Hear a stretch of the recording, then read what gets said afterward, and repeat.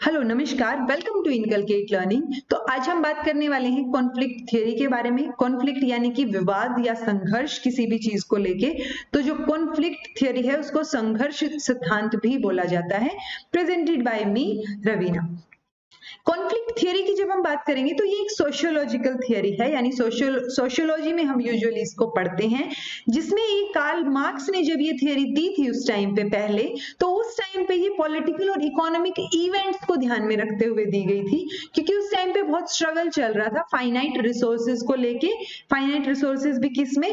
Political level पे यानी कि पावर, और इकोनॉमिक लेवल पे इकोनॉमी को लेके या पैसे को लेके जो है चीजें, स्ट्रगल जो चल रहा था फाइनाइट रिसोर्सेज को लेके, उसके बारे में इसकी बात की गई थी शुरुआत में। तो मार्क्स ने जो है वो जो सोशल रिलेशनशिप था सोशल क्लासेस के बीच में, यानी ओनर्स ऑफ कैपिटल और वर्किंग क्लास, ये दो क्लास की जो है वो बात की थी। ओनर्स ऑफ कैपिटल को ये वर्ड बोर्जियासी, यानी कि इसका अलग अलग प्रोनाउंसिएशन भी हो सकती है, आप अपने हिसाब से जो है जिस हिसाब से आप लर्न कर पाए इस वर्ड को उस हिसाब से देख लेना। तो ओनर्स ऑफ कैपिटल, और दूसरा था प्रोलिटेरिएट।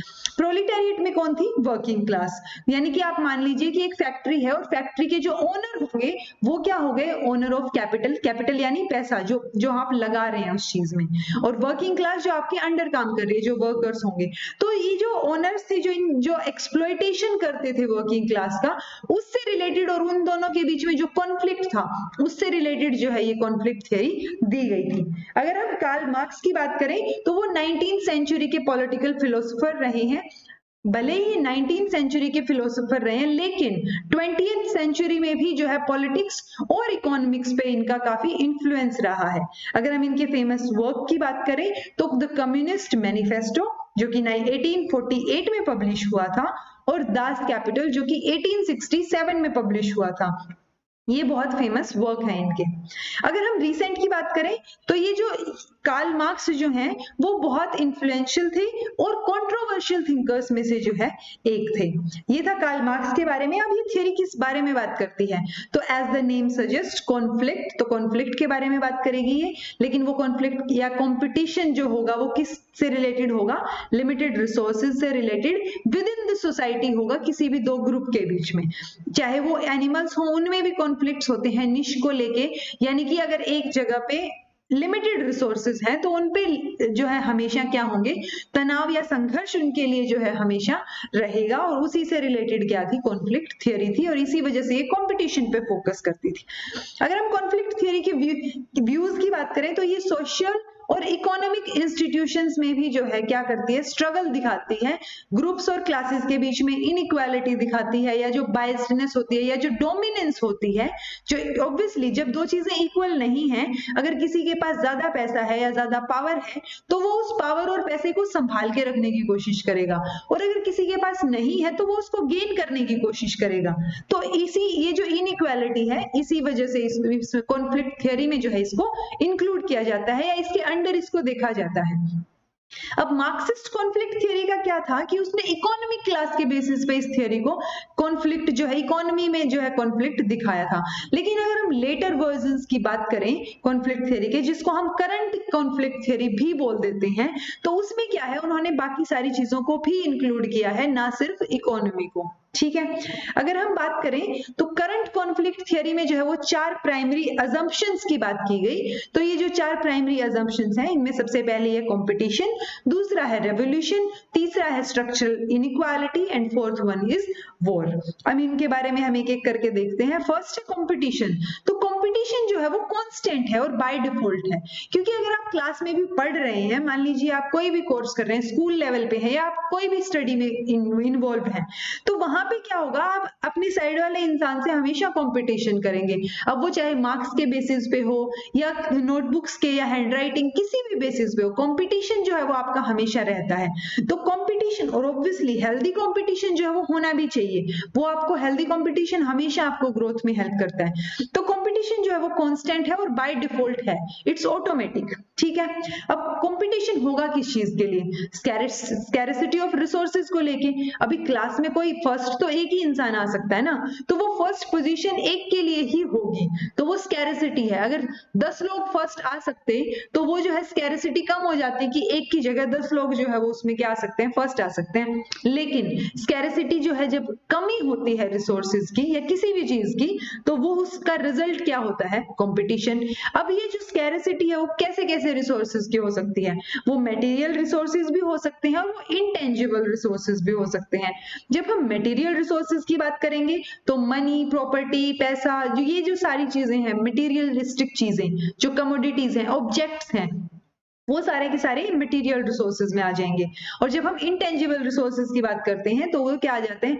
टाइम या डोमिनेंस जो है, या सोशल स्टेटस की, हाँ भाई कौन कितना बड़ा है, सेक्सुअल पार्टनर्स। तो इन चीजें जो इंटेंजिबल रिसोर्सेज हैं, इनको लेके भी क्या हो सकता है? कंपटीशन हो सकता है। तो ये कंपटीशन था। सेकेंड अजम्पशन जो है वो है रेवोल्यूशन की।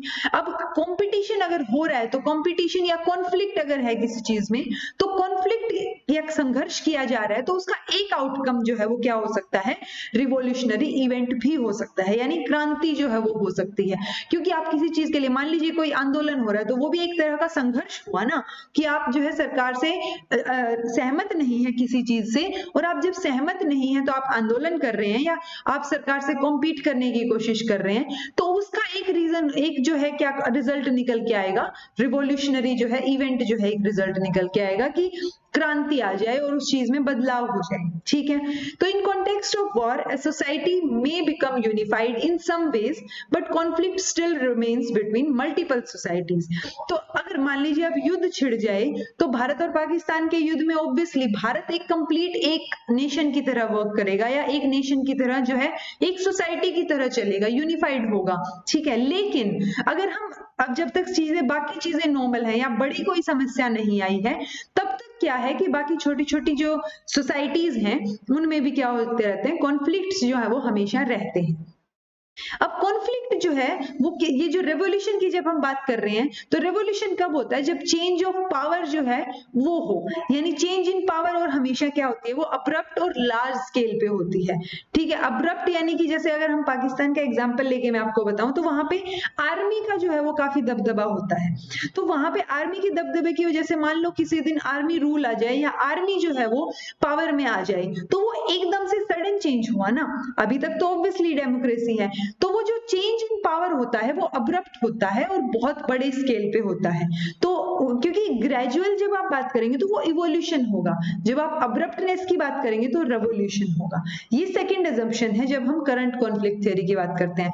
थर्ड अजम्पशन आ जाता है स्ट्रक्चरल इनइक्वालिटी। तो जो ह्यूमन रिलेशनशिप्स हैं या सोशल स्ट्रक्चर्स हैं, वो सारे के सारों में हम इनइक्वालिटी देखने को बोलते हैं। अब चाहे आप वो घर में ले लीजिए कि आपको हमेशा लगेगा दोनों भाई बहन में से आपके पेरेंट्स जो है वो आपसे दूसरे से ही ज्यादा प्यार करते हैं, आपसे नहीं करते होंगे, तो वो क्या है? वो स्ट्रक्चरल इनइक्वालिटी है, वो हर कोई एक्सपीरियंस करता है, ठीक है।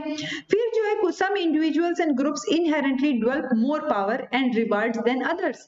अब अगर हम सोसाइटी में बात करें तो जो कास्ट सिस्टम है वो ऑटोमेटिकली ये माना जाता है कि जो अपर कास्ट है उनके पास ज्यादा पावर है या ज्यादा पैसा है, तो जो मोर पावर और मोर रिवार्ड्स हैं वो कुछ इनहेरेंटली मिल जाते हैं कुछ जगह पे या कुछ चीजों में हम बोले। अब मान लीजिए पॉलिटिक्स में कोई इंसान है और काफी अच्छी छवि है उसकी, तो उसके बच्चे जो है वो इनहेरेंटली उनको वो पावर मिल सकती है। तो जो इनहेरेंटली पावर मिली है वो उसको मेंटेन करना चाहेंगे, लेकिन जिनको नहीं मिली है वो गेन करना चाहेंगे। तो वो जो इनइक्वालिटी है, स्ट्रक्चरल इनइक्वालिटी, वो जो है कॉन्फ्लिक्ट का एक रीजन हो जाती है और ये थर्ड अजम्पशन में आ जाती है। उसके बाद आता है फोर्थ अजम्पशन वॉर, क्योंकि किसी भी कॉन्फ्लिक्ट का अल्टीमेट जो है लास्ट स्टेप क्या होगा? वो वॉर होता है। तो वो जो कॉन्फ्लिक्ट अगर ग्रो करता जाए धीरे धीरे जो संघर्ष की या तनाव की स्थिति अगर बढ़ती जाए तो वो एक युद्ध का रूप ले लेता है, और ये जो है फोर्थ उसमें आ जाता है, फोर्थ इसकी अजम्पशन में वॉर का। अगर हम कॉन्फ्लिक्ट जो है जेंडर के बेसिस पे है कोई भी कॉन्फ्लिक्ट, तो वो जेंडर कॉन्फ्लिक्ट थियरी में आ जाएगा। फॉर एग्जाम्पल इसमें दो ग्रुप्स होते हैं, एक होगा मेन ग्रुप और दूसरा होगा डोमिनेटेड ग्रुप। यानी मेन ग्रुप यानी प्रमुख समूह, और दूसरा होगा अधीनस्थ समूह, या जो अधीन होगा प्रमुख समूह के प्रधान ये होगा, मेन ग्रुप जो है वो। फॉर एग्जाम्पल अगर सोसाइटी में जेंडर के बेसिस पे लें तो मेन जो है वो मेन ग्रुप में माना जाता है पेट्रियार्कल सोसाइटी के अकॉर्डिंग, और डोमिनेंस किस पे होगी, वुमेन पे होगी। अब कॉन्फ्लिक्ट कहाँ कब डेवलप होता है, जब मेन जो है वो वुमेन को डोमिनेट करे। अब डोमिनेट किस बेसिस पे होगा, या तो डोमिनेशन का रीजन पावर होगा या इकोनॉमिक रिसोर्सेज, क्योंकि पावर और इकोनॉमिक रिसोर्सेज जो है वो मोस्टली मेन तक जो है, मेल तक जो है लिमिटेड होते हैं मोस्टली, ठीक है। तो उस वजह से एक रीजन ये हो गया। दूसरे रीजन की अगर हम बात करें तो dependence of women over main, ये दूसरा रीजन हो जाता है कि स्पेसिफिकली फाइनेंशियली अगर वुमेन डिपेंडेंट है मेन के ऊपर तो वो भी एक जेंडर जो है कॉन्फ्लिक्ट का रीजन हो जाता है। तो कॉन्फ्लिक्ट जो है वो दो जेंडर के बीच में हो रहा है, इस वजह से इसको जेंडर कॉन्फ्लिक्ट थ्योरी बोल दिया जाता है। अगर हम जेंडर रोल्स की बात करें और उन जेंडर रोल्स के ऊपर जो है मार्क्सिस्ट का क्या पर्सपेक्टिव था, क्योंकि कार्ल मार्क्स ने दी थी ये थ्योरी, और जब हम कॉन्फ्लिक्ट थ्योरी की बात करते हैं तो जो लोग इस बारे में इसमें विचार रखते हैं या फिर जो इस बारे में बात करते हैं तो वो कॉन्फ्लिक्ट थियरिस्ट बोले जाते हैं, ठीक है। तो जेंडर रोल्स के बारे में क्या क्या पर्सपेक्टिव था, उनका क्या कहना था, तो जो फ्रेडरिक एंजल्स हैं उन्होंने एक चीज बोली थी। अब ये दो सेम वही ग्रुप आ गए जो हमने शुरू की स्लाइड में बात की थी, लेकिन वहां पे क्या था, कैपिटलिस्ट ग्रुप था जो ओनर थे कैपिटल के, और दूसरा था वर्किंग क्लास। अब यहाँ पे क्या हो जाता है, मेन, जब हम जेंडर रोल्स की बात करते हैं तो जो डोमिनेंस कौन करता है, मेन, और प्रोलिटेरिएट कौन हो जाती है, वुमेन। अब हम कंटेम्परेरी कॉन्फ्लिक्ट थियरिस्ट का अगर व्यू देखें तो उनका है कि फाइनेंशियली अगर डिपेंडेंसी ना हो, मान लीजिए वुमेन कमाना भी शुरू कर दे अपनी फैमिली के लिए, तो एक चीज होगी कि डेमोक्रेटिक एनवायरनमेंट जो है वो घर पे आ जाए, यानी डिसीजन मेकिंग में जो है दोनों का रोल हो कहीं ना कहीं। लेकिन उसके बावजूद भी जो है डोमेस्टिक वर्क का जो प्रेशर होगा वो किस पे रहेगा, वुमेन पे रहेगा। आप जो है घर पे भी अगर आपके आस पड़ोस में या आपके खुद के घर में अगर कोई जॉब करते हैं वुमेन, तो आप देखते होंगे उस चीज को कि वो पहले घर का काम जो है, जो डोमेस्टिक वर्क है उसको कंप्लीट करेंगे, उसके बाद जाते हैं। अगर नहीं भी करेंगे तो वो काम से वापस आके अपना जो है घर का काम कंप्लीट करेंगे। तो वो जो डोमेस्टिक वर्क का प्रेशर है वो हमेशा वुमेन पे ही रहा है। ये चीज कौन बोल रहे हैं, ये मार्क्सिस्ट का पर्सपेक्टिव है जेंडर रोल्स को लेके। अगर हम फेमिनिस्ट थियरी की बात करें, यानी फेमिनिज्म से जो एक्सटेंशन होके हम फेमिनिस्ट थियरी की बात करते हैं, तो वो भी एक टाइप की कॉन्फ्लिक्ट थियरी ही है। क्योंकि फेमिनिस्ट थियरी का मतलब क्या, फेमिनिज्म का मतलब क्या हुआ कि फीमेल को जो है वो मेल की जितनी अपॉर्चुनिटीज और राइट्स नहीं मिल रहे हैं, तो वो जो है फेमिनिज्म हो जाता है। तो जो एक्सटेंशन होगा फेमिनिज्म का वो क्या हो जाता है, कॉन्फ्लिक्ट थियरी में ही एक टाइप हम मान सकते हैं, क्योंकि संघर्ष की स्थिति वहां पर भी है। अब ये एम क्या करता है, फेमिनिस्ट थियरी किस चीज पे एम करती है कि जेंडर इनइक्वालिटी और जेंडर बायसनेस जो है वो इंक्रीज हो रही है या वो चीज नहीं होनी चाहिए। तो ये हमेशा जेंडर इक्वालिटी और जेंडर जो है, जेंडर इक्वालिटी की बात करेंगे हमेशा। तो जेंडर जब हम वर्ड यूज कर लेते हैं फेमिनिज्म में सिर्फ फीमेल के लिए हो रहा है, लेकिन जब हम जेंडर इनइक्वालिटी वर्ड यूज करते हैं तो वो इनइक्वालिटी जो है वो मेल की साइड भी हो सकती है, या बायसनेस जो है वो फीमेल की साइड हो सकती है, और उस वजह से जेंडर बायसनेस कौन फेस करेगा, मेल फेस करेगा। तो जब हम जेंडर वर्ड यूज करते हैं तो जेंडर की वजह से मेल और फीमेल दोनों इंक्लूड हो जाते हैं। अब वो इनइक्वालिटी किसी वजह से भी हो रही है, ठीक है। तो फेमिनिस्ट थियरी को भी हम कॉन्फ्लिक्ट थियरी का ही एक टाइप मानते हैं। अगर हम एजुकेशन कॉन्फ्लिक्ट थियरी की बात करें तो इसमें कॉन्फ्लिक्ट थियरिस्ट का मानना है कि वो विश्वास ही नहीं करते कि जो पब्लिक स्कूल्स हैं वो रिड्यूस करते हैं सोशल इनइक्वालिटी को। तो कॉन्फ्लिक्ट थियरिस्ट का मानना है कि हमेशा सोशल इनइक्वालिटी एजुकेशन की वजह से इंक्रीज होती है, ठीक है। क्योंकि कई बार हम बोल देते हैं कि पढ़े लिखे होंगे तो वो जो है उनकी थिंकिंग डेवलप्ड होगी, लेकिन कॉन्फ्लिक्ट थियरिस्ट का मानना है कि जो एजुकेशन सिस्टम है वो ही इस हिसाब से चीजों को रेनफोर्स करता है या एक्सेप्ट करना सिखाता है। जो ये class, gender, race, ethnicity, religion, इन बेसिस पे जो डिफरेंसेस हैं वो डिफरेंसेस और ज्यादा रेनफोर्स होते हैं और भी ज्यादा मजबूत होते चले जाते हैं। उसमें ये रीजंस देते हैं कि प्रैक्टिस ऑफ सॉर्टिंग, ये perpetuation of status quo, social school training. तो इसमें क्या आ जाता है कि ये कॉन्फ्लिक्ट थियरिस्ट का मानना था कि जो प्रैक्टिस होती है सॉर्टिंग की, यानी जो डिवीजन किया जाता है क्लास में, कि क्लास में 1 2 3 वो हायरार्किकल लेवल जो सेट किया गया है, एक ही क्लास में जब डिफरेंट सेक्शंस बना दिए जाते हैं, वो चाहे मार्क्स के बेसिस पे हो या जो है फर्स्ट कम फर्स्ट के बेसिस पे, वो जो डिफरेंशिएशन हुआ है, जो अलग अलग रखा गया है, उस सॉर्टिंग को भी जो है ये इनइक्वालिटी मानते हैं। फॉर एग्जांपल अगर क्लास में आपने देखा देखा हो कभी, अगर आप ऐसे स्कूल में पढ़े हो जहाँ पे 5-7 सेक्शन हो एक क्लास के, ए से लेके ई तक सेक्शन है, तो ए सेक्शन में जो है वो अच्छे बच्चे या जिनके मार्क्स ज्यादा आते हैं, जो कैचिंग पावर अच्छी है, उनको इंक्लूड किया गया, बी में थोड़े कम। तो ऐसे करते करते वो जो अलग अलग डिफ्रेंशिएट किया है आपने बच्चों में, वो भी एक कॉन्फ्लिक्ट है। और उन चीजों को जो है ये कॉन्फ्लिक्ट थियरिस्ट जो है वो इस वजह से जो है बिलीव नहीं करते कि एजुकेशन जो है वो कम करेगा इनइक्वालिटी को, क्योंकि वो भी कहीं ना कहीं इनइक्वालिटी ही है।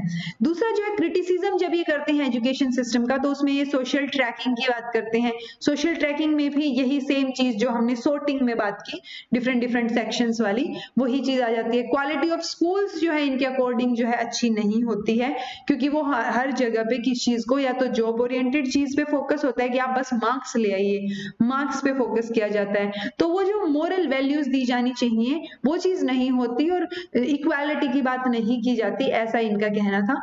हिडन करिकुलम या सोशल कंट्रोल की इन्होंने बात की कि जो भी करिकुलम आपको पढ़ाया जाता है उसका एक्चुअल में एक हिडन मीनिंग होता है, तभी जो है आपको अलग अलग चीजें या अलग अलग सेक्शन में पढ़ाया जाता है। तो वो चीज जो है ये मानते हैं उस चीज को कि एक हिडन करिकुलम है, तो उस चीज को ये क्रिटिसाइज करते हैं।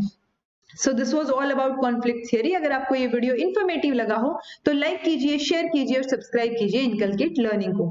Thank you so much for watching.